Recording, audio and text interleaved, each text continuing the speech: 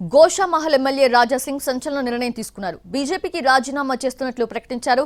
రామచంద్రరావుకి రాష్ట్ర అధ్యక్ష పదవి బాధ్యతలు అప్పగించడం తనను బాధించిందని, అందుకే రాజీనామా చేస్తున్నట్లు ప్రకటించారు రాజాసింగ్.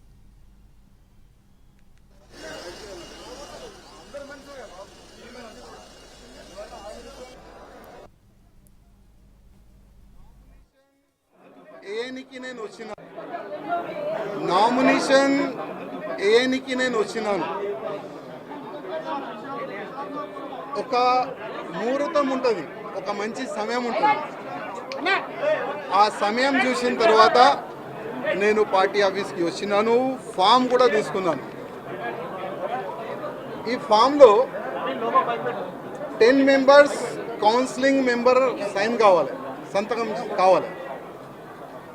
ఆల్రెడీ చాలా మంది మాకు ఆశీర్వాదం ఇచ్చే అట్లాంటి కార్యకర్తలకి మాట్లాడి ఇక్కడ తీసుకొని కూడా వచ్చినాం. స్టేట్ కౌన్సిలింగ్ మెంబర్ ఇక్కడ వచ్చిన తర్వాత వాళ్ళకి ఫోన్ చేసి పోస్టులో ఉంటావా, సస్పెండ్ చేయాలా అని వాళ్ళకి బెదిరించి ఇక్కడ నుంచి పంపించేసినారు. ముగ్గురు మా ఎంబడి వచ్చినారు. ఆ ముగ్గురే సైన్లు పెట్టినారు. ఇంకా దాదాపు 7 మెంబర్స్ సైన్ కావాలి. 10 మెంబర్స్ సంతకం చేసిన తర్వాతనే మనం ఈ ఫామ్కి మనం సబ్మిట్ చేయొచ్చు. కానీ ఆల్రెడీ డిసైడెడ్ ఎవరికి ప్రెజెంట్ చేయాలి, ఎట్లా చేయాలి అని ఆల్రెడీ వాళ్ళు డిసైడ్ చేసుకొని పైన కూస్తున్నారు.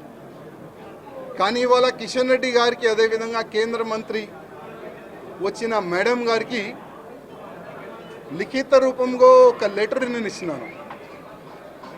కిషన్ రెడ్డి గారికి ఒక మాట చెప్పి వచ్చిన, కిషన్ రెడ్డి గారు మీ చేతి నుంచే ఇవాళ భారతీయ జనతా పార్టీలో నేను జాయిన్ అయినా, నేను నా రాజీనామా మీ చేతికే ఇస్తున్నా, ప్లీజ్ మీరు యాక్సెప్ట్ చేయండి అని కిషన్ రెడ్డి గారికి ఒక లెటర్ ఇచ్చి వచ్చిన, రిజైన్ లెటర్ పార్టీకి. ఆ రిజైన్ లెటర్లో కింద ఒక మ్యాటర్ ఇది కూడా రాసిన, కిషన్ రెడ్డి గారు పార్టీకి నేను రాజీనామా ఇస్తున్నాను, మీరు మీ లెటర్లో స్పీకర్ గారు కూడా పంపించేసేయండి. రాజాసింగ్ ఇప్పుడు పార్టీ సింబల్ నుంచి గెలిచిండు. రాజాసింగ్ ఇప్పుడు బీజేపీ ఎమ్మెల్యే కాదు, ఆయనకి సస్పెండ్ చేయనని స్పీకర్ కూడా ఒక లెటర్ రాసిస్తే నేను దానికి సపోర్ట్ చేస్తాను. ఎందుకంటే పార్టీ సింబల్ తోని గెలిచిన తర్వాత, పార్టీకి రిజైన్ ఇచ్చిన తర్వాత పార్టీలో అంటే పార్టీ బీజేపీ ఎమ్మెల్యే ఉండకూడదు కదా అని ఆ విధంగా ఒక లెటర్ మా కిషన్ రెడ్డి గారికి ఇచ్చి వచ్చినాను. దురదృష్టం ఏంటంటే 2014 నుంచి ఎన్ని ఇబ్బందులు భరించి ఇక్కడి వరకు వచ్చినానంటే మా మీడియా మిత్రులకి కొంతమందికి తెలుసు. ఇవాళ నేను టెర్రరిస్ట్కి టార్గెట్లో ఉన్నా. నేను కాకుండా నా ఫ్యామిలీ మొత్తం ఆ టెర్రరిస్ట్ టార్గెట్లో ఉన్నారు. కానీ ఎంత కష్టపడి ఇవాళ లేకపోతే రేపు బీజేపీ గవర్నమెంట్ తెలంగాణలో వస్తుంది అనుకున్నాం. కానీ దురదృష్టం ఏంటంటే తెలంగాణలో బీజేపీ రావద్దు అనేవాళ్ళు చాలా జమ అయిపోయినారు పెద్దలు.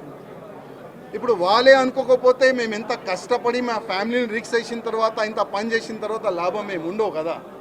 అందుకోసం అయ్యా మీ పార్టీకి దండం, మీకు దండం అని ఒక లవ్ లెటర్ ఇచ్చి వెళ్తున్నాం.